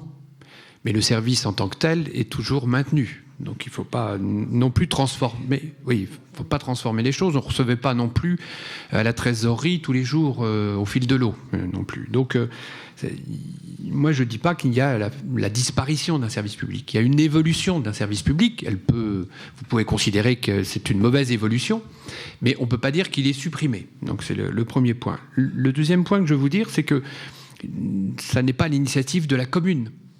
Donc la commune n'avait pas à mener une concertation auprès des habitants ou autres, puisque c'est l'État, par l'intermédiaire de la direction régionale des finances publiques, qui a redessiné l'ensemble de la carte départementale, enfin nationale même, des points de contact donc des finances publiques. Donc nous n'avions pas particulièrement là, nous avons été aussi mis devant le fait accompli. En revanche, là où il y a ensuite une négociation et discussion, c'est sur la proximité de ce service public. Comment est-ce qu'il allait évoluer ? Et donc, nous avons obtenu, en tout cas, que nous ayons des permanences ici en mairie. Alors, je précise bien que ça n'est pas un transfert de compétences vers la ville, puisque ce n'est pas du personnel municipal qui tiendra ces permanences, mais bien des personnels de la direction des finances publiques. Donc ça, c'est le premier point. Le deuxième, c'est que n'apparaît pas forcément ici la totalité des possibilités de toucher cette administration. Mais évidemment qu'aujourd'hui, avec les nouveaux usages, notamment du numérique, il est plus facile aussi d'avoir un accès par ce biais, pour ceux qui savent utiliser le numérique. Vous pouvez aussi prendre rendez-vous et avoir une permanence téléphonique également, qui existe précisément. Et enfin, pour les cas les plus ardus, une prise de rendez-vous programmée est tout à fait possible aussi, notamment à la cité administrative, qui n'est quand même pas si éloignée. On serait évidemment en zone rurale, à 50 km de la cité administrative, ce serait évidemment beaucoup plus problématique pour les habitants. Donc ce service évolue, certes, mais il n'est pas supprimé. La trésorerie est supprimée, oui, le bâtiment est supprimé, mais le service, lui, est maintenu. Et il est maintenu sur notre territoire. La permanence, notamment, aurait pu se faire dans une autre collectivité locale. Non, cette permanence physique, en tout cas, elle est restée ici, sur Biorel, à la mairie de Biorel. Alors moi, je dis, on ne peut pas, d'un côté, réclamer, alors c'est de la politique, mais des réformes de l'État, de dire que l'État ne redistribue pas suffisamment aux communes, notamment de dotations, n'assure pas suffisamment sa réforme, et de se dire, ah bah oui, mais la réforme des services publics c'est important, mais pas chez nous, quoi. Donc moi je n'ai pas eu cette attitude particulièrement. Ce qui m'est importé de garder, c'était la proximité du service public. Après qu'il se fasse précisément dans un lieu ou dans un autre, peu importe, tant que la compétence est là et que le service de proximité perdure. Donc voilà, c'est la raison pour laquelle je vous demande d'adopter cette délibération. Oui, M. Boulon. Tout d'abord, effectivement, moi je lis dans la délibération que c'est une démarche concertée. Donc vous avez été concerté, alors peut-être uniquement sur les horaires, mais je pense qu'il y a vraiment un besoin d'acculturation des élus de Biorel à la démocratie participative. Il n'est pas nécessaire de priver de ce débat-là de service public. Alors, suppression, diminution. Voilà, quand on a une ligne de bus et que du jour au lendemain, il n'y a plus qu'un bus qui passe alors qu'avant il y en avait 10, pour moi, c'est une mauvaise pente, une mauvaise tendance.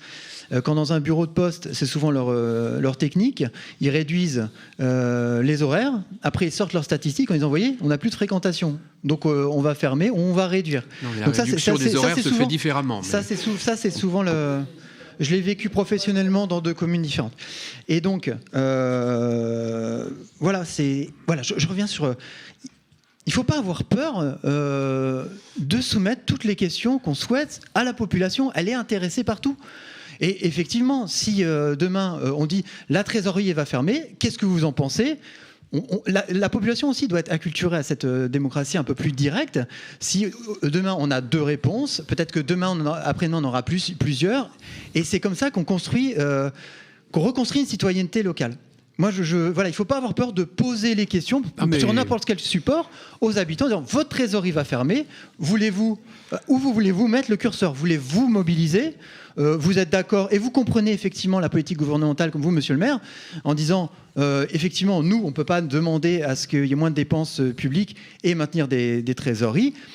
Voilà, il faut juste ouvrir ces micro-petits débats multiples pour permettre aux Biorélais, aux citoyens, de se saisir de chaque chose qui peuvent les impacter plus durement par ailleurs. Voilà, c'est juste ce besoin d'acculturation, je pense, des élus et des habitants à travailler. Voilà, on verra comment ça se passe. Donc la première, vous avez dit que la première... voilà, ça s'est plutôt bien passé, ça va être fourni. Voilà, j'espère que les Biorélais vont s'y retrouver avec ces horaires quand même un peu particuliers sur le lundi, assez restreint. Mais voilà, c'est le service public qui est encore impacté. Si les Biorélais sont d'accord, tant mieux. Mais voilà, c'est quelque chose qu'il faut mettre dans les mains des Biorélais et pas forcément le faire au niveau du conseil municipal, même si là, on a juste plus qu'à signer le blanc-seing. Voilà, c'est cette discussion-là que je pense qu'il faut qu'on ait sur plusieurs sujets. Merci. Moi, Monsieur Boulan, je voudrais quand même... Il ne faut pas être égoïste pour Biorel uniquement.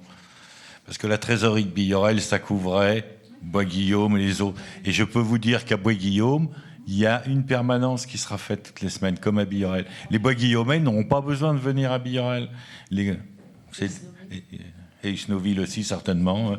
Donc voilà, il ne faut pas être nécessairement égoïste et regarder uniquement l'intérêt pour Biorel. C'est l'intérêt pour toute la métropole.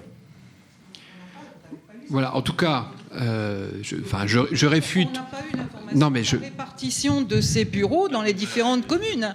Bon, c'est peut-être effectivement... Moi, ce qui m'intéresserait de savoir, c'est quels sont les services, effectivement, maintenant, qui sont présents dans la commune de Biorel à la mairie. Est-ce qu'il y a toujours une permanence de la CPAM? Il y a un avocat qui vient de temps en temps, etc. Eh bien, on vous expliquera tout ça si vous le souhaitez. C'est pas dans la délibération. Hein. Bon. Non, mais je réfute d'abord, je réfute le terme aussi de dire que nous avons peur de solliciter la population ou d'aller. J'ai entendu le mot peur. Non, on n'a pas peur particulièrement d'aller vers les habitants parce que d'abord on vit au milieu d'eux, c'est le premier point. Le deuxième, c'est que quand il y a effectivement des enjeux très forts comme la sécurité, par exemple, nous avons prouvé au mois de juin, que nous pouvions faire une réunion sur la tranquillité publique d'un quartier au plateau des provinces. Donc, lorsqu'effectivement l'enjeu est important, il nous semble effectivement important d'aller vers de la démocratie participative. Quand on veut lutter contre le réchauffement climatique, on associe les habitants à travers un comité citoyen qui, je l'espère, va travailler sur ces sujets-là, parce que le but, c'est bien de sensibiliser le plus grand nombre. Et donc, moi, je les invite évidemment à créer des animations, des actions pour faire participer les habitants sur des sujets, donc, à mon avis, à très fort enjeu. Voilà. En l'occurrence, sur cette question-là, la décision avait été prise par l'État, qui ne nous a pas véritablement consultés sur la question. La question, c'était surtout pour moi de maintenir de la proximité au sein de Biorel sur un service que nous perdions effectivement, enfin qui évoluait en tout cas vers autre chose. Donc c'est ce que nous avons, je crois, obtenu. Alors ce que je demande évidemment par la suite, mais vous-même aussi, c'est une évaluation de cette politique et de ce service. Donc on aura effectivement chaque année, en tout cas la DRFIP s'est engagée là-dessus, des statistiques pour nous dire effectivement quel est le nombre de personnes qui a pu avoir accès à ce service. Et je pense que si cela fonctionne mal, nous aurons des retours aussi de nos habitants pour nous dire mais là on n'a plus accès du tout à ce type de service, et ça nous semble important de pouvoir avoir un accès plus prégnant. Voilà, je vous propose donc de passer à la délibération, au vote, donc d'accepter les dispositions de cette convention. Donc qui est contre, qui s'abstient, donc 6 abstentions, donc cette délibération est adoptée. La délibération suivante porte sur l'urbanisme. Vous le savez, nous avons donné notre accord de principe sur la vente d'un terrain rue de Verdun, dans le complexe, à la limite du complexe Maréchal Leclerc. Nous avons constaté la désaffection de la parcelle et prononcé son déclassement. Vous savez, il y a eu une enquête publique et nous avons déterminé les modalités générales applicables à une transaction immobilière sur cette parcelle. Au cours de ces séances, le conseil municipal donc, a validé l'hypothèse d'une vente à l'amiable, donc qu'on appelle aussi de gré à gré. Il est rappelé aux membres de l'Assemblée délibérante que cette opération prévoit la vente d'un terrain qui est identifié sous la référence cadastrale AL 110 à la valeur vénale établie par la direction immobilière de l'État, par ce qu'on appelait l'estimation des domaines, soit 144 000 €. Donc nous avons reçu de M. Benoît Thibault et de 8 autres professions de santé une offre d'achat donc à ce prix de 144 000 €. Un compromis de vente a été rédigé, et vous l'avez normalement en annexe de la présente délibération, avec un certain nombre de clauses suspensives qui portent bien sûr sur l'obtention d'un prêt ou sur également l'obtention du permis de construire. Voilà, mais pour cadrer évidemment l'ensemble de cette session. Avez-vous des questions, des remarques? Pardon. Non. Aude-et-Ragne, voilà. Ouais, voilà, c'est ça. Oui, on a été approché par une biorelaise qui s'interrogeait sur le montant et surtout sur l'utilisation qui allait être faite du montant de la vente. Cette biorelaise indiquait qu'elle habitait non loin des terrains de tennis, puisqu'en fait il s'agit d'une parcelle qui envisage le déclassement d'un terrain de tennis. Et elle disait qu'elle voyait une utilisation assez régulière de ces terrains, malgré leur piètre état, je reprends je cite. Et elle suggérait peut-être qu'il y ait un investissement vraiment visible de ces 144 000 € à destination d'installations sportives. Donc voilà notre question, ça nous a paru pertinent de vous la retransmettre. Et nous voulions rappeler aussi que si nous nous opposons à cette délibération, il ne s'agit pas bien sûr de nous opposer à l'installation d'un établissement de santé, mais plutôt de nous opposer au déclassement d'un établissement, enfin d'un lieu sportif qui contribue justement au maintien de la santé des Biorélais. Voilà, je vous remercie. Merci, Madame Erral. Tu veux dire un mot ? Jean-Marc Chevalier, oui.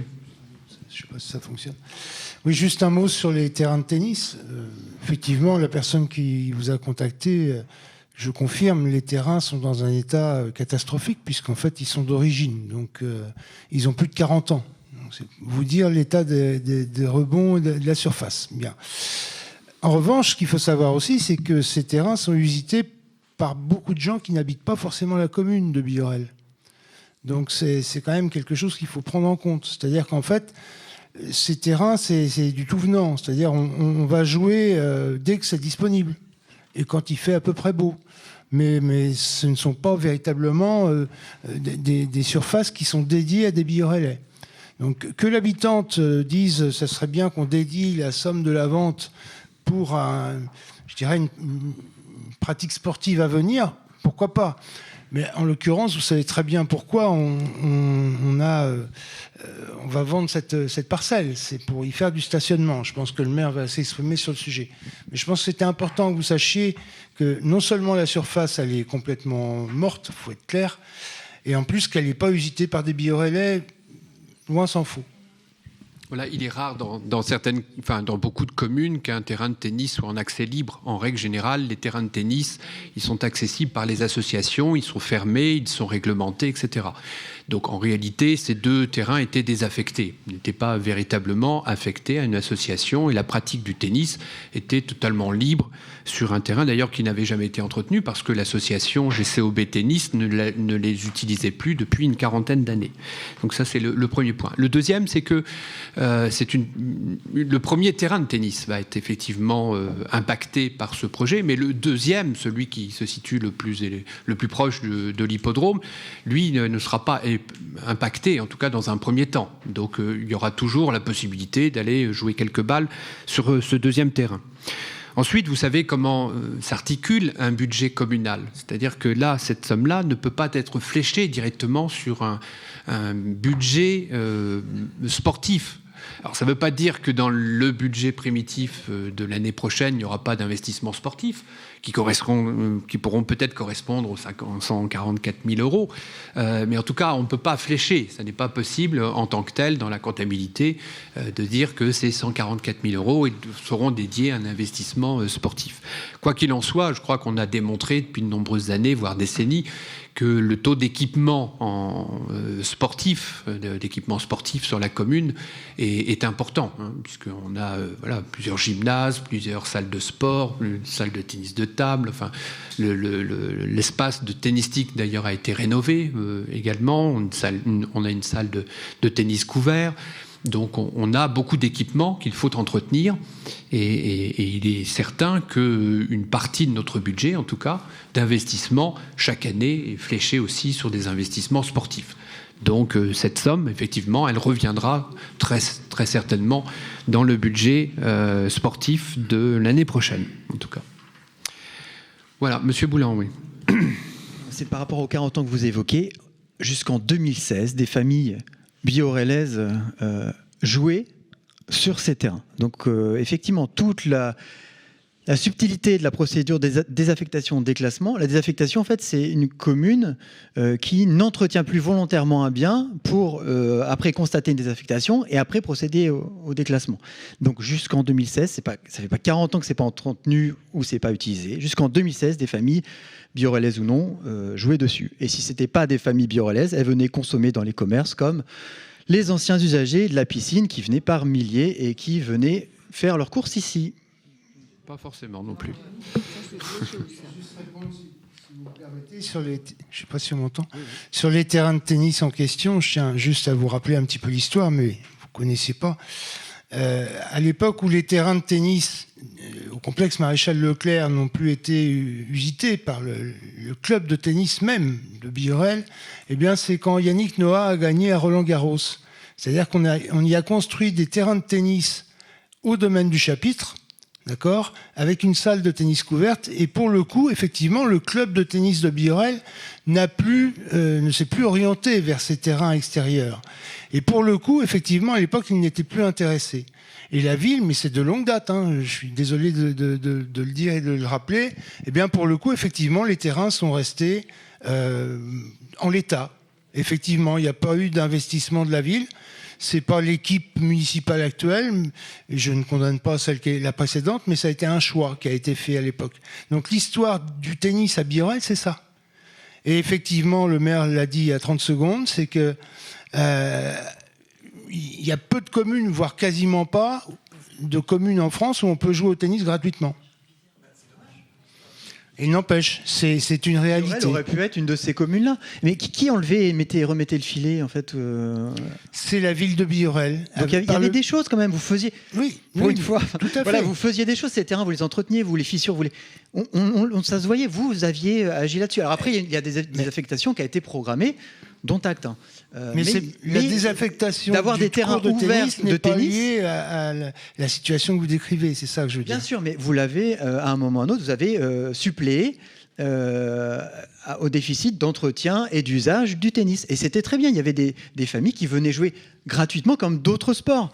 Voilà, je ne vais pas me mettre sur le dos de Biorel les bons résultats de nos tennisman français qui ne brillent pas forcément, mais voilà, c'est vraiment dommage qu'il n'y ait pas ce terrain ouvert à tous pour faire de ce sport qui a peut-être une visibilité un petit peu de haut de gamme, d'en faire aussi un sport populaire. C'était pas l'intention du haut de gamme ou du bas de gamme, non, mais soyons clairs. Là, voilà, quand c'est gratuit, on attire un certain type de public. Il y avait ça, on le regrette, voilà, c'est un choix politique, on le regrette. Oui, non, mais il faut quand même préciser deux choses. Un, c'est qu'il restera toujours un terrain de tennis, puisque vous parlez du terrain de tennis.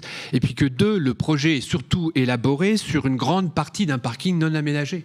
Vous me parlez du terrain de tennis, mais quand même, le projet se fait essentiellement sur un parking qui n'était pas aménagé à l'heure actuelle. Vous semblez vouloir favoriser plus un parking avec des voitures plutôt qu'un projet de maison médicale. C'est ça que vous êtes en train de nous dire réellement. Ben oui, puisque l'espace qui est réservé à cette maison médicale, c'est essentiellement sur un parking non aménagé à l'heure actuelle. Et là, vous êtes en train de nous dire, mais votre implantation n'est pas la bonne. Elle est en fait sur un parking, et ça vous gêne. C'est la manière dont je comprends aussi les choses. Mais oui, mais c'est ça, tout à fait. Ne caricaturez pas nos propos quand même. Si, c'est ce que vous êtes en train de me dire. Vous ne voulez pas qu'on construise cette maison à cet endroit. C'est ce que vous m'avez dit. Mais vous ne voulez pas construire cette maison médicale à cet endroit. Pour empiéter, qui empiète sur le terrain de tennis. Qui empiète, mais qui prend surtout sur un parking aménagé. Surtout sur un parking aménagé. Qui sert de stockage de chantier. Faites-en ce qui vous semble. Et ça, après, ça vous attention quand même au stationnement pour les riverains. Donc voilà, c'est juste. Si vous voulez parler parking, c'est juste. Écoutez, on a bien compris que vous étiez contre l'emplacement. Donc je vais mettre aux voix cette délibération. Donc qui est contre ce compromis de vente? Donc 6 contre. Qui s'abstient? Donc elle est adoptée. La délibération est adoptée. Bien. Je cède la parole à Christophe Barré ensuite. Convention de mise à disposition des installations sportives municipales pour utilisation par les élèves de l'institution Saint-Victrice. Autorisation de signature. Les élèves du collège de l'institution Saint-Victrice utilisent les installations sportives municipales. Cette mise à disposition a fait l'objet d'une convention qui a permis de définir les conditions dans lesquelles ces locaux peuvent être utilisés, les obligations et les responsabilités de chacune des parties. La participation aux charges de fonctionnement, actuellement 11,42 € par heure d'utilisation, par référence au tarif de remboursement du département pour le collège Michelet. Cette participation sera payable après service fait en fin d'année scolaire. La convention actuelle est arrivée à échéance et doit donc être renouvelée. Vous avez reçu le projet en annexe à la délibération dans la note de synthèse. Au regard du rapport qui précède, je vous propose d'adopter la délibération transmise. Voilà, c'est une délibération qu'on retrouve assez régulièrement. C'est une convention que nous avons d'autorisation d'utilisation de nos installations. Monique Dubec, oui. Je voulais juste intervenir là-dessus parce que nous avons demandé l'avenant financier, donc on l'a bien reçu concernant l'occupation des équipements sportifs par l'institution Sainte-Victrice. Bon, toutefois, alors cette convention ne concerne que le collège. Première question. Et l'autre remarque, c'est vous avez fait chiffrer le coût pour la commune de la prise en charge d'un élève dans le public. Vous vous êtes engagé à nous la transmettre, bon, nous l'attendons. Néanmoins, je suppose que ce coût intègre aussi les dépenses pour l'enseignement de l'EPS.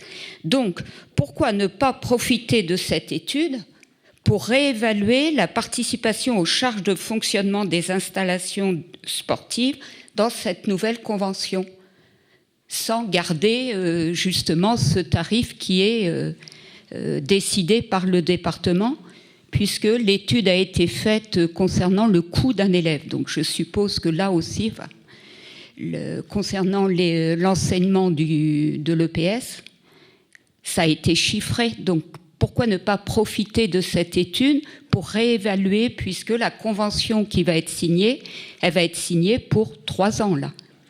Donc voilà ma question.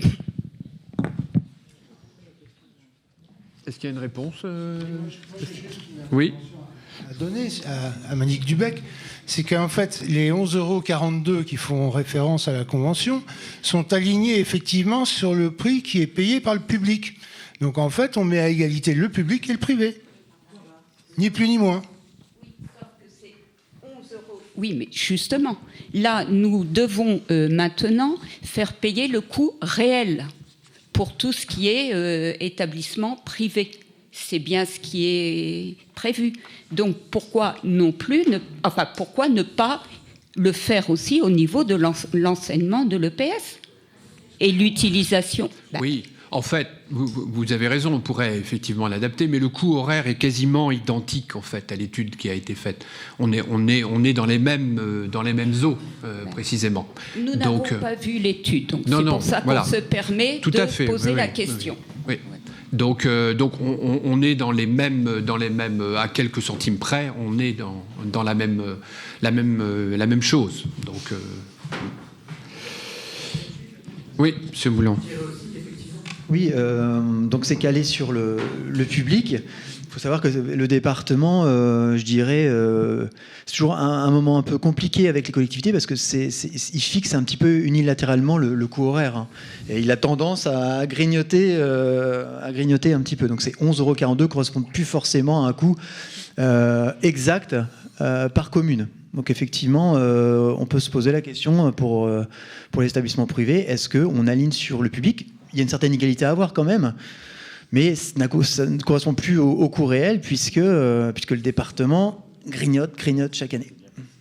Oui, mais en même temps, quand on fait l'étude, on voit qu'on n'est pas très éloigné de cette tarification. Donc, mais vous aurez bientôt l'ensemble des données qui vous permettra de constater effectivement qu'on est vraiment pas loin. Oui, moi je voudrais intervenir aussi. Quand on a vu les deux délibérations l'une derrière l'autre, la première nous a semblé très légère par rapport à la délibération qui était faite pour le département. Il a fallu qu'on demande des informations pour avoir effectivement le nombre d'heures d'utilisation par le collège, comme de la même façon que c'était déjà rédigé par le département. Et vous les avez eus? On les a eus, et c'est un petit peu dommage qu'il n'y ait pas eu une concordance. Nous peut-être, est-ce que les autres élus les ont eu? Oui, de la même manière. Oui. D'accord, merci. Alors je vais mettre aux voix cette délibération, donc qui est contre cette convention, qui s'abstient, donc elle est adoptée à l'unanimité. On passe donc au collège Michelet. La même pour le collège Michelet. Merci. Donc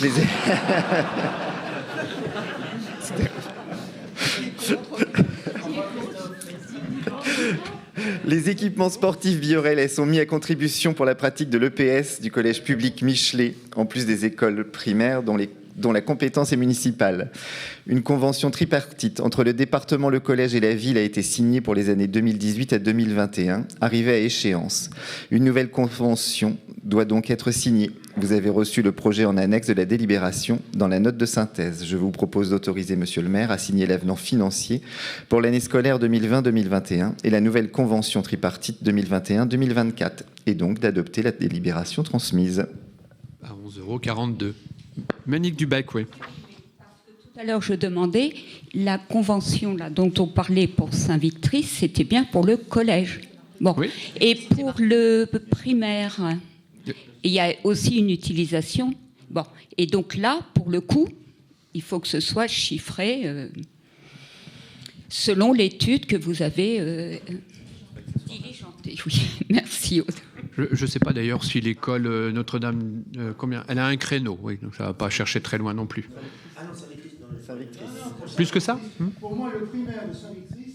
Ah non, il n'y a pas le primaire. Moi, je ne disais rien, je ne suis pas sûr, mais j'ai pas souvenir qu'il vienne. J'ai soulevé Voilà, on vérifiera, Monique Dubec. On vérifiera, mais on est quasi certains les uns les autres qu'ils ne l'utilisent pas, les équipements. Moi non plus, je ne crois pas, non. Et pour l'utilisation de Notre-Dame-des-Anges, la convention est en cours de préparation, au même tarif horaire. Voilà. Pour donc le collège Michelet, merci Christophe Barré. Qui est contre? Qui s'abstient? Donc elle est adoptée à l'unanimité. Olivier Marical pour terminer. Alors, il s'agit de l'autorisation de forage pour lever un indice de cavité souterraine. Donc, je vais vous le lire. Suite à la découverte d'un effondrement signalé par M. Laurence en mai 2013 sur sa parcelle située au 32 rue de la Mésange, un décapage a été réalisé en juin 2013 par la société Alise. Il a permis de mettre en évidence une anomalie dont la typologie ne peut être définie. La société, en l'état actuel des investigations, avait proposé de conserver cet indice comme étant celui correspondant à la présence d'une cavité souterraine affectée d'un périmètre de sécurité de 60 mètres de rayon. Les conclusions du rapport d'expertise correspondant n'ont pas permis de la levée de cette suspicion. L'entreprise Forantec, sollicitée par M. Laurence, préconise la réalisation de 8 sondages destructifs profonds, dont 3 sur le domaine public. Vous avez reçu le devis avec la note de synthèse. Il en ressort que sans sondage sur le domaine public, Forantec ne pourra pas être en mesure de lever cet indice. Je vous propose de prendre en charge les 3 sondages qui ont lieu sur le domaine public pour un montant TTC de 3 120 €. Il faut noter, pour votre information, que le département a mis en place une subvention sous condition pour les communes, 40% du montant hors taxe, et les particuliers, 25% du montant TTC.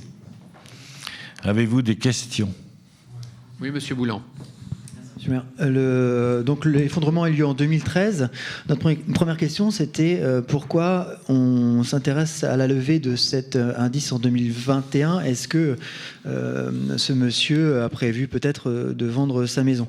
Donc on va voter pour. Hein. C'est vraiment une bonne opportunité de lever cet indice, surtout que sur le domaine public, il y a 3 sondages, c'est subventionné. Donc on va voter pour. J'attire juste l'attention sur les autres indices de manière de la commune. Là, on crée un précédent en intervenant conjointement avec un privé. Demain, s'il y a la même chose sur une autre parcelle, faudra pas rompre l'égalité des citoyens par rapport à l'intervention de la commune. Donc voilà, juste à une attention, on crée un précédent, mais si c'est aujourd'hui, on peut se le payer, il y a une opportunité forte, vigilance. Mais effectivement, on va voter pour. Pour vous répondre, c'est un monsieur qui vieillit, alors il ne veut pas vendre demain sa parcelle, mais qui se dit le jour où j'aimerais que effectivement cette partie-là soit levée. Ça, c'est le premier point. Le deuxième point, c'est que nous l'avons déjà fait, en fait.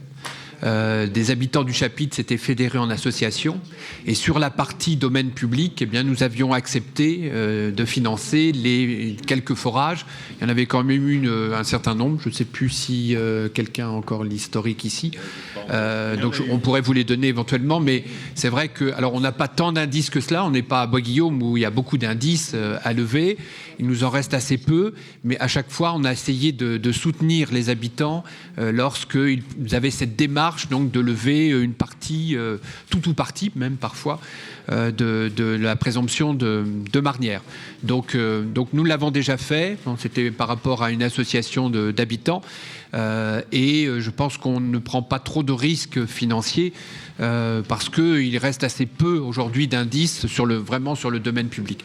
Il y en a un notamment qui est assez prégnant, mais c'est la métropole en fait c'est l'indice de présomption de marnière, il est au niveau du bassin de rétention, vous savez, du parc, et entre le parc et le domaine. Donc là, c'est la métropole, en l'occurrence. Voilà, oui, mais là, c'est elle. Voilà. Je voudrais vous informer aussi que généralement, on prend toujours en charge les forages qui ont lieu sur le domaine public. Est-ce qu'il y a d'autres parcelles qui vont bénéficier? Il y a le domaine public, mais il y a les parcelles aussi derrière. Pour l'instant, on n'a aucune demande de la part. Non, mais je veux dire, en levant sur le domaine public, l'indice derrière, les parcelles derrière vont être aussi. Je ne pourrais pas vous répondre. Ah d'accord. Non, je regardais les plans. Exactement. Parce que je ne sais pas où ils vont mettre leur sondage exactement, en fonction du rayon de 60. Voilà, donc il faut que je mette aux voix cette délibération. Il y en a d'autres. Donc qui est contre donc cette délibération donc de m'autoriser à engager cette opération et d'imputer donc au budget de la commune. Il n'y a pas de contre. Qui s'abstient non plus, donc elle est adoptée à l'unanimité. Ben écoutez, je crois qu'on arrive au bout des délibérations. Je vous remercie encore une fois de votre participation et je vous souhaite une bonne soirée. Et je close ce conseil municipal. Merci.